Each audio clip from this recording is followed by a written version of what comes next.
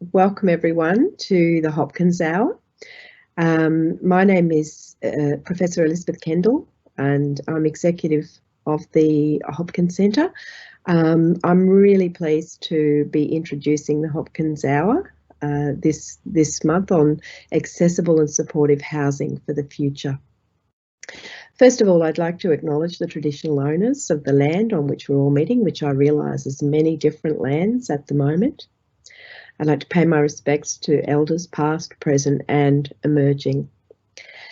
I am really pleased to be introducing this Hopkins Hour. Housing is such an important issue, and I recall in my own career getting an interest in housing for people with brain injuries back in the 80s and 90s, and it was an exciting time where we were seeing a lot of change in the way things were done and a lot of new support models and new ways of working. And I was lucky enough to be involved in the Queensland Disability Housing Coalition with some very impressive people who still are making a big mark in housing these days. So it was quite an awakening for me to realise what a challenge housing is and accessible housing. But this month has seen some incredible changes in this field that we're all very excited about, and we really acknowledge the people who've put in the big effort to make those changes happen to legislation so that we're now seeing much more accessible building codes. And I know there are probably some people in the audience today who've played a huge role in making that happen. So we're really grateful for that effort. I'm pleased to say that the Hopkins Centre has always had a very strong agenda in housing, home design, inclusive design, universal design, all of those terms, and some researchers who have a very long history in that area. So today we're going to hear from three of those researchers. The first is Dr. Grace Bittner, who, as many of you would already know,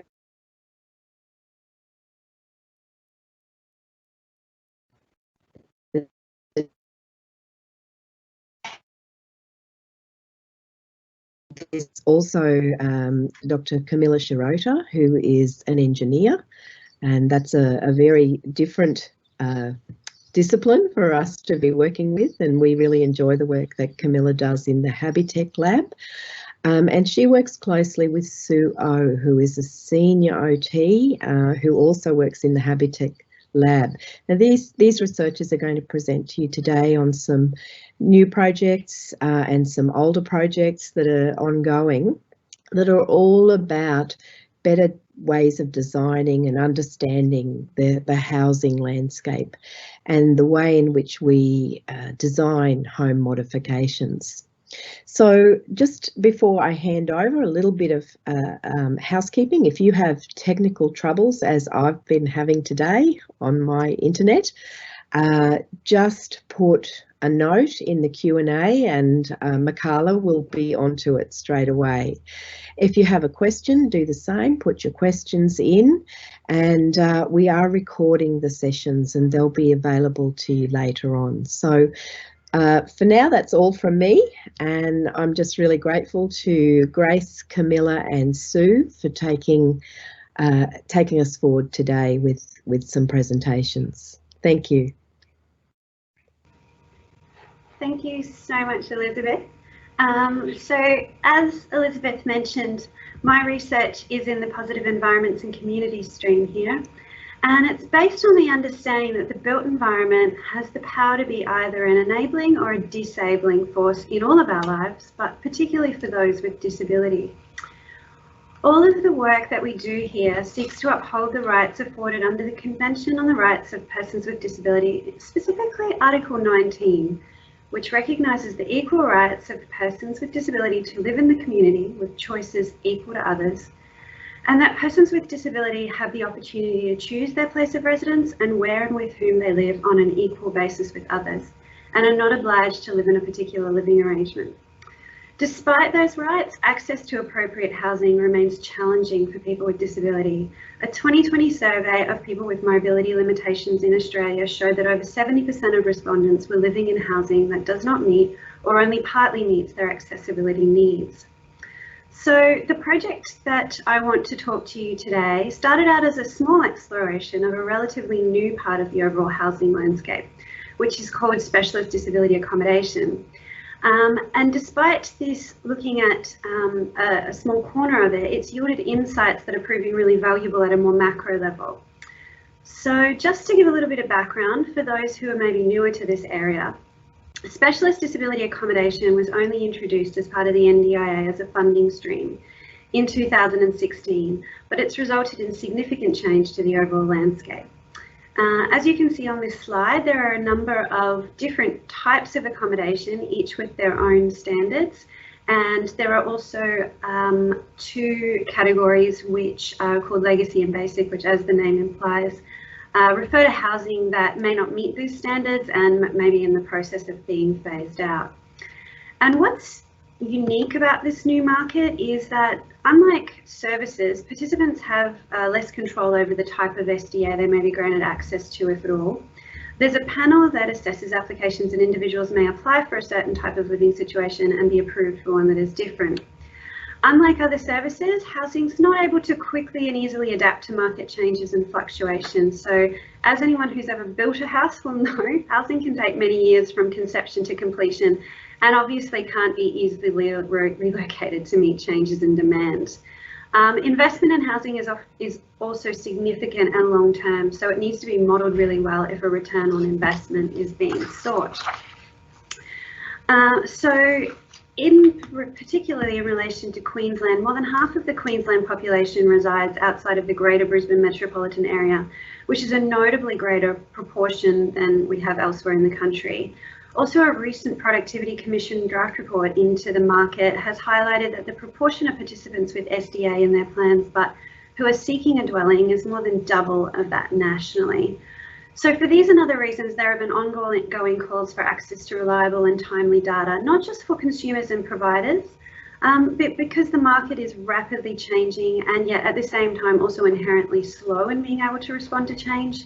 There's a need for benchmarks against which to measure future change, to identify thin and problematic areas, and most importantly, that studying this emerging sector has the potential to create learnings for the wider landscape. So just a little bit about the project. So the first two phases, phase 1A and phase 1B, were primarily quantitative, and the plan behind those was to provide a contextual framework for the main phase, which is phase 2, which is in the early stages. So phase 1A was designed to look primarily at the provider marketplace. Who are the providers? Learn a little bit more about them. Phase 1B is looking at supply and demand data, and phase 2, which is currently, as I mentioned, just begun, is interviewing a range of stakeholders and looking more widely at the housing landscape and the challenges and opportunities that are currently at the moment. So phase 1A, I won't spend too long on this, but we downloaded the provider list, which is about 600 long for SDA, and we found an Australian business number to go with each one of these providers, and we used that Australian business number to search some key demographic information around this particular marketplace. So as you can see from the pie chart, the majority, 55% of the providers listed, registered their Australian business number that is associated with their provider name after July 2013, which is when the NDIA first rolled out. You can also see here there's a really clear bell curve that happened with the registrations of ABNs, and it starts to really take off around 2016 or 17 when SDA was introduced as a funding stream, peaking in 2018 and 19 and then dropping precipitously afterwards. We also looked at the type of businesses that were listed on the provider list. So Australian private companies and public companies represent the vast majority of the marketplace. So private companies were 42.2%, public companies were 23%, Individual and sole traders were about 6% of the market. Government entities were 1%. And then the other thing we looked at is whether or not there was a charitable status associated with the business. So 61% of the providers on the list had no charitable status and 40% had a charitable status associated. One really big limitation that we came up against when doing this work was the fact that only 11% of the full list of providers have actually ever been active. So if you were able to get access to the list of providers who've ever been active in this space, this market demographic may look significantly different. So the next phase, phase 1B, we put in a request to the NDIA for data sets last year, and at the end of last year we received access to data, and it was released to the general public at the same time, which was great. And what we did with this was we mapped this data geographically just to start looking for trends and see where there were supply and demand issues might be. So you can see here the current marketplace. The areas in white are where there are no existing SDA, and the areas in green where there are existing SDA. But what gets really interesting is if you drill down into the types of SDA, you'll find that just under half of the regions, so 46% of the regions, have no SDA currently registered in the improved livability category, and 81% of the regions have no SDA registered in the robust category. And just to explain these little faint green lines here are the regions. These are the Australian Bureau of Statistics statistical area regions. It's worth just quickly touching on also, Queensland has the highest number of Indigenous communities of any state, and 21 of the state's total 26 Indigenous communities are located in areas identified as having no current SDA, but also none in the pipeline. And so when we turn to the pipeline data, you can see these big white areas. The new supply is currently, according to this data set, confined to less than 10% of the total geographical area of Queensland.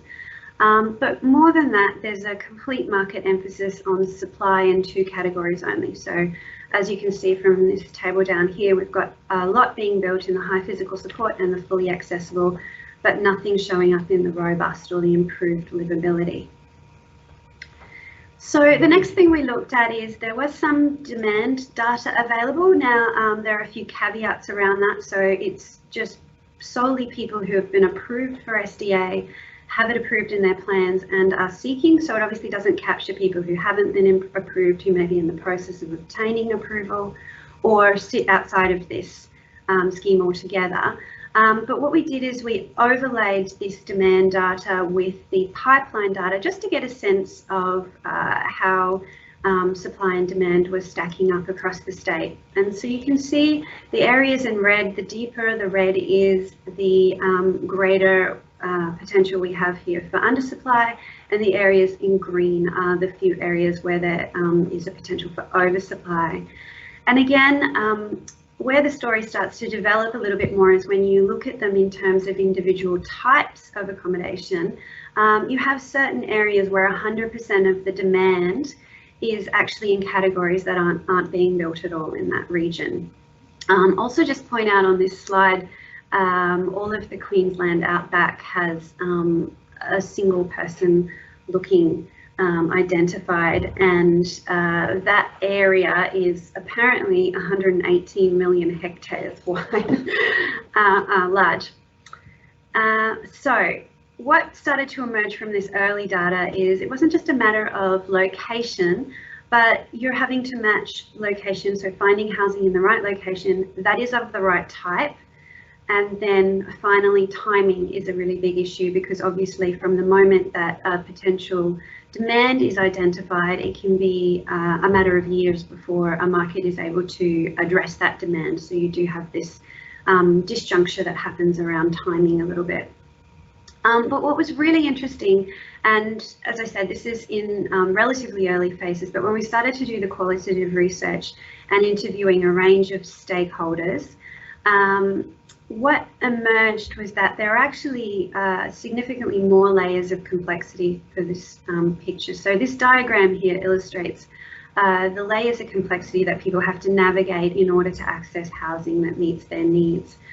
So we've already touched on this idea of location and type, but what was really interesting is even if you found accommodation that was in the right location and of the correct type, the actual features of the built environment could still mean that it's not suitable for someone. So there were plenty of examples of someone who had identified accommodation in the right location of the right type, but due to the way the built environment was designed, it wasn't deemed safe for them to be there. It wasn't, in other instances, possible for service providers to feel like they were properly able to care for them in those environments. So again, you have this sort of third level of complexity that emerges. This level of complexity I could spend hours talking about, but essentially, just to give a little bit more background on the SDA process. So the SDA panel has the power to determine whether individuals are approved for individual or shared living situations, and an individual may apply for a property which they don't share but may be approved for one which they need to share. And what's adding extra complexity to this picture at the moment is the question of who decides what the residence mix might be in these environments. So whether or not, the residents themselves are able to decide, or whether that decision is being made by service providers or SDA providers, is again a really big source of complexity. So services. It was really interesting. There are examples coming up of individuals having housing purpose-built for them in a particular location, and yet not being able to move in or reside there because they can't access the services that support them in doing so safely. So again, it's a further level of complexity.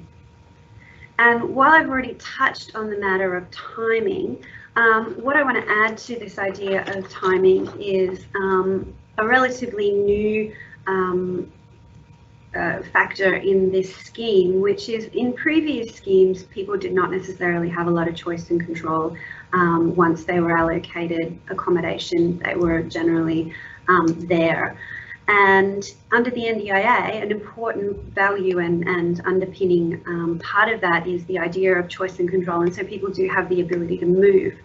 But what that means for a market system like this is that if at any time people can choose to move, that if in the event of all of the stars aligning and you had a situation where everybody was perfectly matched to their perfect accommodation in the right location, there is this added factor of if someone moves, the market then is again needing to respond to that. So the odds of the market actually ever being perfectly matched in relation to supply and demand obviously diminish even further when you add that factor in. So we've used this idea of a combination lock, I guess, to sum up this theory that has emerged. And the idea that every single one of these layers of complexity needs to be on exactly the right part of the combination lock before you can unlock access. So unsurprisingly, the preliminary recommendations that are coming out of this really do centre around reducing complexity and improving coordination. And Elizabeth kind of beat me to the punch a little bit by speaking about the really wonderful thing that has just happened a few weeks ago, which is the introduction of the minimum accessibility standards into the National Construction Code. And while this is going to take several years to actually have an impact on the market in any real way, it's not necessarily going to result in turnkey SDA or even accommodation that is perfectly suited to everyone's individual needs.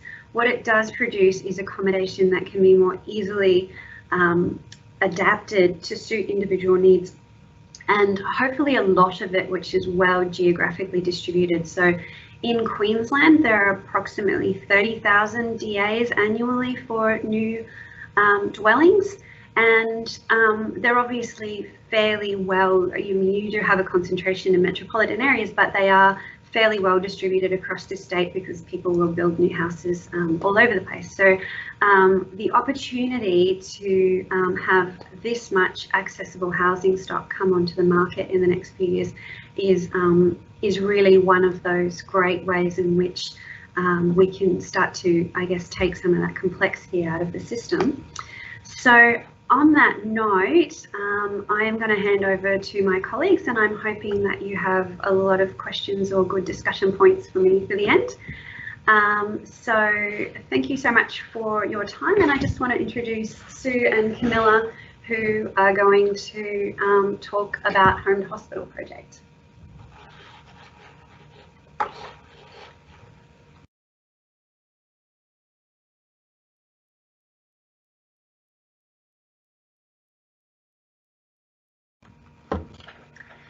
Hello everyone, my name is Sue and I'm going to be talking about, well, Camila and I will be talking about the Home to Hospital project.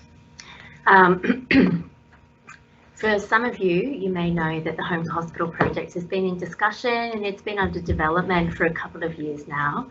And I think over the years we've been able to refine this project a little bit more and really have a look at what the research is, but also what is actually available and what is the and where our starting point really needs to be.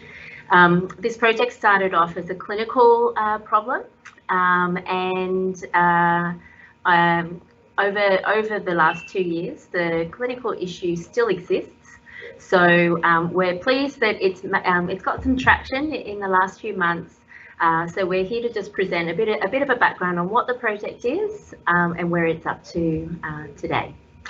So the Home to Hospital project came about as a clinician, especially working in spinal cord injury. There's been lots of delays in getting the information about it, well, getting not just the information, but accurate information about the patient's home for assessment. To determine whether home modifications is required, to determine whether somebody might need to move because their housing is because their home situation and their environment is no longer suitable due to the change from a sudden onset of disability. And whether it's actually safe for that person to go back to their home. For some people, they might need to sell their home. So there's a lot of decision that needs to be taken place to progress during their rehab time, but also, you know, where people will go after their period of rehab. This problem seems to be something that is challenging for people who are in our rural locations. And you would have been able to see in Grace's map that she's provided that it's quite a vast area, and obviously Brisbane, the spinal unit being the only spinal unit in the state, we obviously cover a very large geographical location. So for us, for the purpose of the presentation, when we're talking about those rural locations, we're talking about areas that are 100, 150 kilometres outside of Brisbane. And there's a reason why for that in terms of the scope of our housing, home mods and housing OT. So, and I'll go through some more of those statistics in a little bit. In those sorts of areas, there are limited access to OTs that we can call upon to conduct some of these home assessments. And sometimes when we can engage some informal sources to kind of get that initial bit of information, they could be photos or videos or something like that from family members or friends or neighbours. Often the access to some of those informal sources are also very limited as well. So just to put it into context, the spinal unit itself, we have about 100 people who have a new spinal cord injury every year. Approximately 70% of those people return to their existing accommodation, which will mean that we need to know a little bit about their environment. Approximately 45% of those people live in rural locations.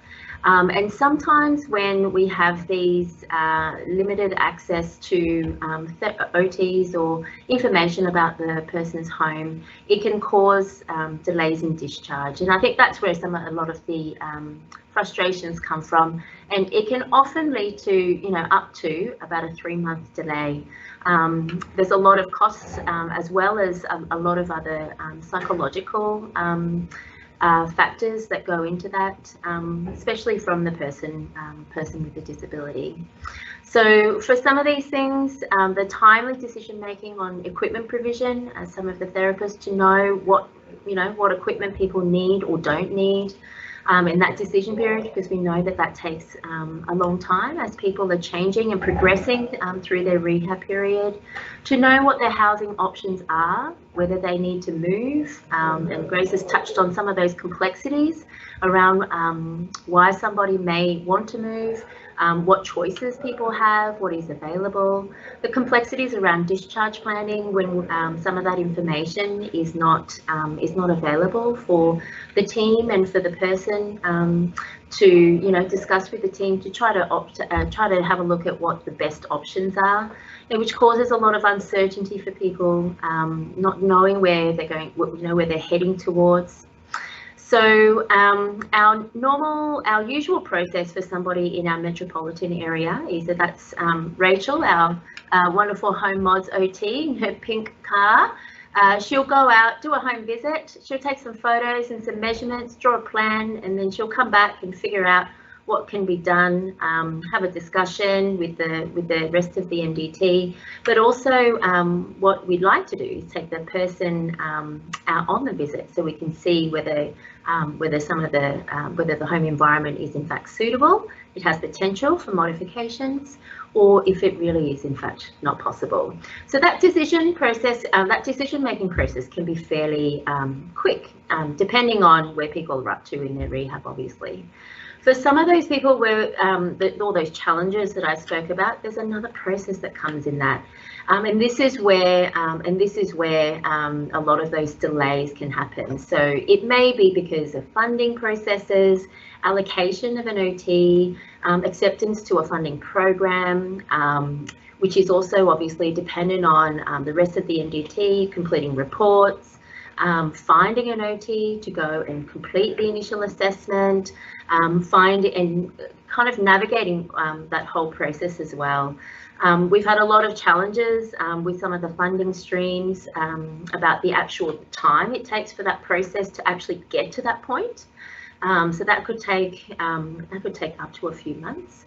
The other thing is about having access to funding for an OT to be sent out to that rural area, and the availability of an OT, but also having the funding to send that person out there as well. So that can also take up to 3 months too. So we're really wanting to have a look at this component. We've called the project Home to Hospital because we're wanting a way to capture the information. We're wanting a way to capture the information from somebody's home environment and have some initial photos, videos, whatever that is useful. So we've been able to do a couple of workshops with our partners in that, and then to have that information brought into the hospital for people like for patients, for clinicians, the rest of the MDT, when they're having that discussion with their therapist, to decide what equipment is going to be the best, to figure out what sort of transfers that they need to be able to do. So real kind of like practical things that they need to go through during their rehab.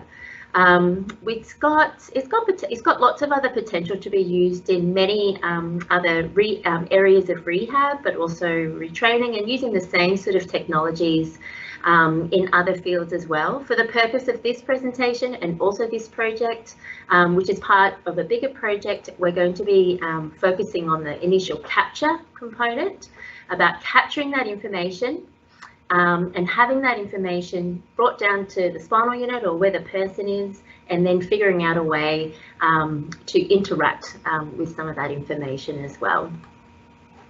We've been able to recruit a good diverse team over the time. So of course we have Rachel. She's our main person who's going to be using a lot of this technology, and she does all the interaction. And she's also been part of a lot of different services and funding and different systems to know what's worked and what hasn't worked. The main people really are around as well, who will be doing the technical side of things. Alex and Lee Ellen, and they're in the Idea Lab, and they're at Griffith University. And then we have some researchers just to help with that process, and we have Fwong from Metro South, because of course we're part of Queensland Health. So in terms of technology, there's a lot of that governance issue as well, that we need to ensure that whatever we're using is going to be safe and reliable. And we have Paul, he's also an engineer actually, but he's also somebody who's been involved with Habitech for a couple of years. He's one of our consumers, but he's also been part of our advisory team for this project as well. We're going to go onto the technical side of things, so what this capture component looks like, what we're hoping that it'll achieve, and the benefits that we might be able to achieve with some of the technology. So I'm just going to introduce Camila to continue on with the rest of the presentation. She's our engineer and our research fellow for Habitech.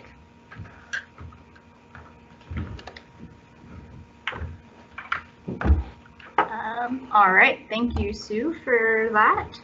So I'm going to pick up here and hopefully make the technical side make a lot of sense.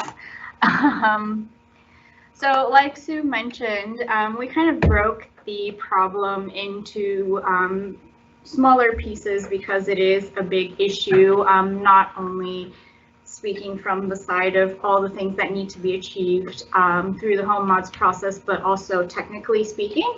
So from the original injury all the way to the home modifications being finished, we decided to divide the project into 3 discrete phases. The first one is capture, and that's where we are right now. So the idea is to come up with some sort of application that family members or clinicians or any person that doesn't really have specialized or technical background can go through the process of capturing relevant information about the home. So be it pictures, be it measurements, be it some sort of walkthrough through the house, so that that information is sufficient for us to be able to translate that into a virtual model of the house that we can later use to immerse and modify, so we can translate that into something that clinicians and the people with disability that need their house modified can actually experience and walk through the space and go through the process of selecting and placing appropriate modifications, and not just rely on, a flat piece of paper with a plan that can sometimes be very difficult to visualize in 3D space, but actually giving them that opportunity to walk through something that's a little bit more relatable to what your experience would be walking through the space itself.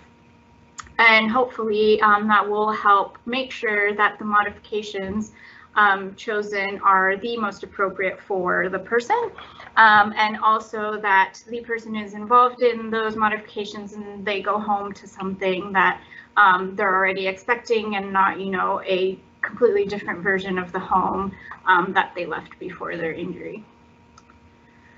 The approach that we're taking is a little bit different from what your typical technology development process is. The example of the traditional approaches on top, where you have a very linear process from the definition of the project all the way to the final outcome, which is very linear. So you go from defining what it is that you want to solve, then you design what the solution will look like, develop it technically, then you deploy it to be tested, and then after all the testing is done and all the issues are solved, then you can deploy the final version. So one of the big issues with that is that it gives you very little ability to input and make modifications, especially if you wait until the very end A lot of times there are things that are very difficult to fix technically, so it would have been better to identify from the beginning. So then you adopt a process more like the one underneath, where you have multiple cycles of defining, designing, developing, testing, and deploying. And even though at each stage you kind of have a prototype or an unfinished product, you at least have that opportunity to be able to revisit issues, and it's a lot easier to modify from a technical perspective. So we're going to take the bottom approach, and that also allows us to more easily interface with stakeholders throughout the process. So be it people with disability like Paul, who went through this home modifications process himself, newly injured people, or the clinicians as well. So that'll allow us to make sure that we are developing a solution that is relevant, that makes sense, and that is something that has higher potential of being used when it's finished. This is a list of some of the requirements that we started off with and that we are trying to stick through to make sure that we develop something that's usable. And we've discussed this as a team because we represent a lot of stakeholders. So what we wanted is something that requires minimal training. As we said before, we don't want to have to rely, for example, on a specialist occupational therapist to be able to come to the house and use this device. There are lots of devices on the market that could do something similar to what we're talking about, but they're very specific technologies that a lot of times they're expensive technologies. They're very specific pieces of equipment, and we didn't want to have to rely on, shipping these cameras out, or having to rely on people understanding how to make them use. So we wanted to rely on things that people are more familiar with. For example, their smartphones or tablets. And also banking on the fact that very soon new sensors are going to start being integrated, like we see the multiple cameras that are now available, and also some distance sensors. Again, requires minimal technology experience, so you don't have to be trained or don't have to take any training beforehand. It should be pretty straightforward, and that's transferable across different platforms and new technologies. So we have recently started developing some ideas towards a prototype. Within the team, we did a brainstorming session to come up with an app, and you can see here is a video playing of a walkthrough of what we imagine this could look like. You can go through different spaces and add different names, what type of room it is, and other pieces of information that are relevant for the Home Mods OT to be able to understand what the space looks like and what different types of modifications might be needed, including, for example, measurements of the angle between the walls, and also be able to put photos. And there's also the opportunity to kind of do a walkthrough. So, if you were to say, I want to go from my car through the kitchen, out the back door, what would that look like? So that helps for people that, or for example, if the occupational therapist can't really go and this is a remote location, it gives a better experience of what this might look like. I was asked to remind that this is not yet a prototype. This is kind of a first pass, so a very initial, that very first cycle of iteration that we will take to our stakeholders to go through again and make sure that all of the information is there, that the wording makes sense, that the flow of the app also is intuitive, and so we'll be working on things like that. The potential outcomes for us, we have, we really believe that this is going to be very, very helpful to help us kind of speed up that process to access information about the house while you're waiting funding and allocation of the occupational therapist. Even if initially it is kind of more rough information just to get the process started, and that more accurate information can be gathered later on. We do expect, though, that with the development of technology, it's faster and faster every day. New sensors will be incorporated into phones or tablets so that we will be able to acquire more and more information directly from the devices. We foresee that this will help us make more timely decisions regarding provision of equipment, so selection of the proper equipment and really understanding how that's going to integrate inside the space and making sure that the selection is the best for that person in that environment. Also help make timely decisions on housing options and funding and how to move forward with that. And allow also the person with disability to engage in the decision making of what their housing options are going to look like, which is very difficult currently because a lot of times, especially when patients live remotely, and remotely, like Sue said, is not that remote either. It's just 150 kilometers away from Brisbane, but currently they have almost no involvement in that, and so we want to be able to give that opportunity to them. Where to from here? So we are, like I said, developing the capture stage. We want to increase access to the technology and help people have access to better technology to help them with this type of issue. Resources, we are going to develop this prototype and be applying for new funding to continue the development of the other phases. And then also we would love to connect with people that are interested in helping us develop this application so that it's relevant to the stakeholders. So thank you very much for your attention. That's it from us. We are going to move towards the question and answer section. So if you haven't had the chance to pop your question in, please do that now. And Makala is going to send the questions through, and we will try to answer as many as we can with the time that we have left.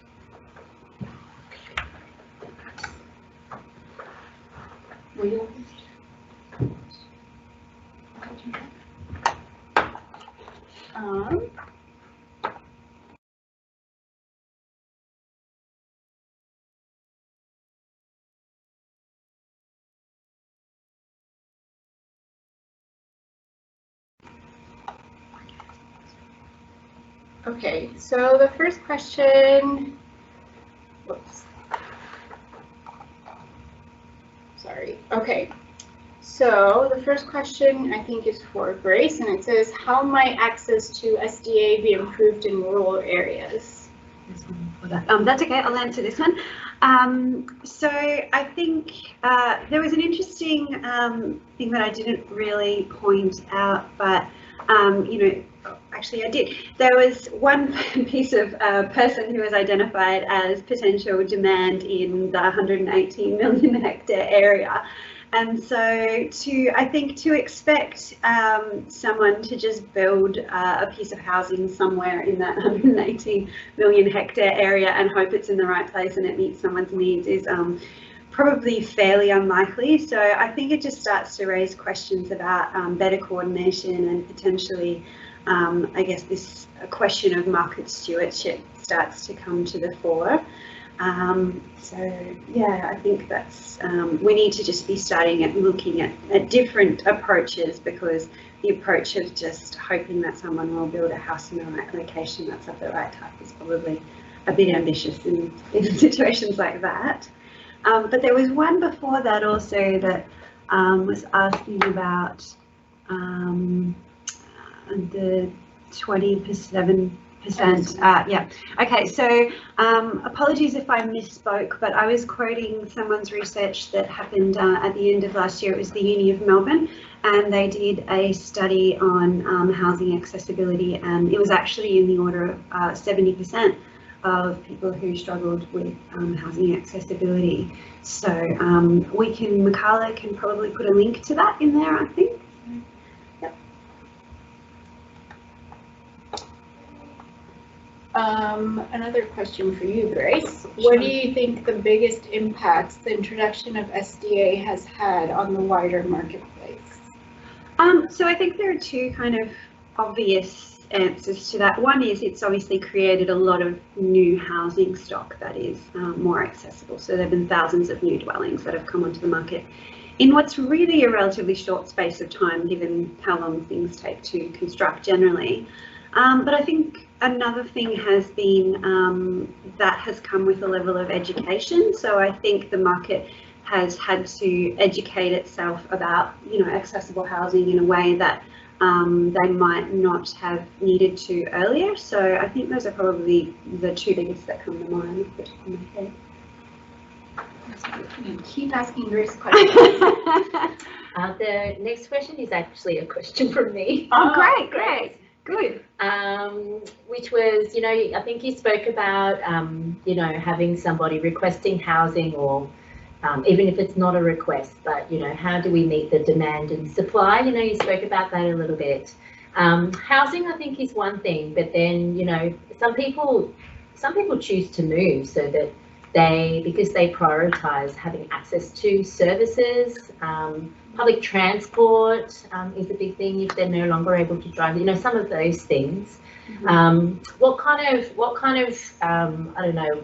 I don't know whether it be linkages or work with other key stakeholders who make those decisions on, those services being, whether it's a government service or, run service, funded service, or a non-for-profit organisation. What sort of conversations are kind of happening in that space? I did not listen to the beginning part of the question because I was reading the questions on the screen. I'm in so much trouble now. Yeah. There are a lot of conversations happening in this space at the moment. But certainly from what I got from the table, I think, coordination is a really big issue, and it's all moving and changing so fast. I think that's the other thing is I don't think we've kind of seen this speed of movement happen, as in previous systems as we have now. So I think, certainly, definitely better coordination is really critical. Yeah, it's critical. All right. Next question, also from Anonymous. Once this information is captured, how would this practically be accessed by the therapist? Maybe that's for you, Sue? I think this is something where I think Camila mentioned at the end, kind of where to now. This is really at a pilot stage. From a practical perspective, and also as a clinician, I would like for the technology to be accessed where I tell my patient and get their uncle to take some photos on an app or something, get sent to my patient's phone, we have a look at it, and it can happen like the next day. So that's what I would like to see. In terms of whether the technology will be able to have that, but also around, some of those governance sort of issues with policies and things like that as well. So I think, we're kind of in a space where we're having to have a look at all of those things, thinking about what's going to be practical, easy, accessible for the person on the other end, for the person, your middle person, I suppose, and that theoretically could be the patient or the clinician. And then, how that information will be used. So I think that they're the sort of things that we kind of need to have a look at, what sort of devices people have got access to as well, whether, it's Apple or Android and, some of those sorts of things. So they're the sort of things that we still need to kind of have a look at, but we're really looking at the prototype stage at the moment too. So I think as clinicians, I think Rachel and I, we kind of know what we want it to do. But we still need to, we're still doing a lot of work around that space as well. Libby, you've got a couple of great questions that have come through, which I was reading and was the reason I wasn't paying attention to my colleague probably. So one is about sharing, and yeah, that is a really big question and change I think that people are observing is that people are applying to live independently but maybe approved for shared living environments. Yeah, I mean, that's not something that I think is, there's a lot of media around at the moment about, you know, directions that are happening in the NDIA at the moment, and I'm not certain where the future of that is going to go, but it's certainly a conversation we really need to keep having. And the next one was about developers walking away from supply because they're not able to fill vacancies they're creating in a timely manner. And I think, yeah, as I mentioned, one of the big issues is this, the market, it being a new market and it moving so quickly, but then also this lag between supply and demand with, you know, developers maybe trying to fill identified need, you know, from years ago, and it's just such a constantly shifting picture. And I can certainly see, you know, if I was tasked with developing that single unit in the middle of the 118 million hectare, I don't know that I would see the risk-reward ratio of that as sufficient to invest a significant amount of money, particularly in that you have the vacancy risk as well. So I really think these are conversations we need to keep having and working out how we can simplify this for everyone, because you're right, there's more than a few facets of layers of complexity to repeat myself. Is Libby's question, you know, her second question around SDA developers walking away from supply and there's vacancies. I'm just wondering, like, are they not being filled quickly enough? Is that what? Well, my understanding is that you know, part of it is the matching issue. So you might build it in a particular type, but then the demand ends up being completely different. So someone in that area might only get approved for a different type. So suddenly they've got this property that they can't. It's interesting, isn't it? Yeah. Because it'd be interesting to see, like, what you know, the supply from like traditional Department of Housing accommodation, and looking at some of those, like, you know, to see where there's lots of vacancies within Department of Housing accommodation. I think there's lots of vacancies. Well, exactly. There aren't a lot of vacancies in Department of Housing. Right. I'm surprised to see that there are a lot of vacancies in SDA accommodation. If it's a matching issue, if it's a, you know, the process and how long it takes. I don't know. I mean, the matching is certainly a factor that we've come into in our research. Is the you know, finding that right type and you know, matching the supply and demand essentially, but with this layer of complexity around type. That is certainly complicated. It's really interesting. Other questions. This one might be for you, Sue. All right, so I'll read it. So Anonymous asked, a lot of our patients who go through these challenges are people who are elderly. We are experiencing delays with my aged care as there just aren't any OTs available in rural areas. Some people don't even have smartphones. How are you thinking that you might make this accessible for people who aren't tech savvy? Yep, so that is certainly some of our, one of our minimal requirements that hopefully the Idea Lab will be able to help us with. But we've tried to, so we know that a lot of the research tells us about people being accepting of technology when they're using existing devices. So one of the things that we've had a look at is seeing whether we can use the platform of smartphones that everybody has access to.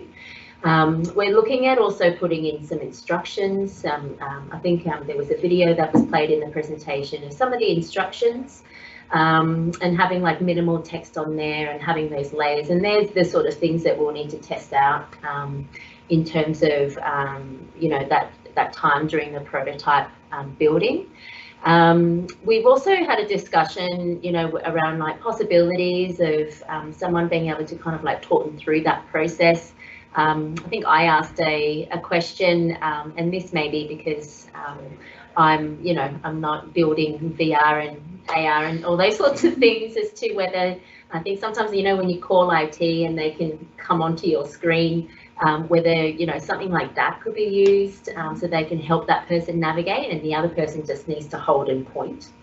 But certainly access to the actual device is something that I know that, in my clinical time, we have a handful of people who are elderly and they don't have a smartphone, and that's ongoing, challenging, has some challenges with some of the communication and those sorts of things, and I think we'll I think at the moment we're looking at developing it so that it's as easily accessible for the majority of the population. We still need to test it, and then we'll go from there. All right, for Grace. Grace, worth noting that silver level of accessibility to be mandated into the National Construction Code is basically only helpful for people who are ambulant. Gold level is minimum requirement for people who require mobility aids. As a result, advocates will ask their state building minister to mandate gold into their state building. Sorry. Yeah, no, so you're very right. I should have highlighted that what was approved recently was the silver level, which definitely has some limitations, and the gold has been included as an optional protocol, so there's certainly room to be lobbying for that gold to be adopted, and states can choose to adopt those higher levels. And personally, I'm sort of hoping when things like energy standards were first introduced into the building code, they started out pretty basic, and they allowed some time for the building industry to get used to the idea and that education uptake period. But they've been progressively getting more a stronger requirement as time has gone on. So I would really hope that once, now we're getting past this original hurdle of them making in, that we do see those kind of progressive benchmarking things happen over time. And as people get used to it, the thought of going up a level and up a level is not going to be quite as scary. So, All right, in the interest of time, I think this will be the last question we answer live, but don't be disappointed, because we will definitely answer your questions later on, and Makarla will post everything online. So the app sounds very exciting. Currently, I'm asking families for photos to make discharge planning for mods, equipment, etc. Any plans to make a simpler app initially for those purposes, while the more complex one is in development? Well, I think we'll have to see what comes out of this prototype, I suppose, because I think the thing is, there's lots of means to capture some of this equipment, some of this information too. This capture component is also part of a three-part bigger project, and so it's kind of in the context of that. I would love to, it says anonymous there, but I would love to have a conversation with that person outside of this meeting, to have a look at, what sort of things, what other things that we can consider in the prototype as well. So would love to collaborate with those people too. Okay, well, we might wrap up there. Just like to thank everybody for joining us for our Hopkins Hour. Makarla's going to send a link, and she's going to send an email of the recording and also the Q&A and the presentations to all of our attendees today. And any other questions or emails, I think all of our details were also in the presentation. So please don't hesitate to contact us. And thank you, and we'll see you all next time. Thank you.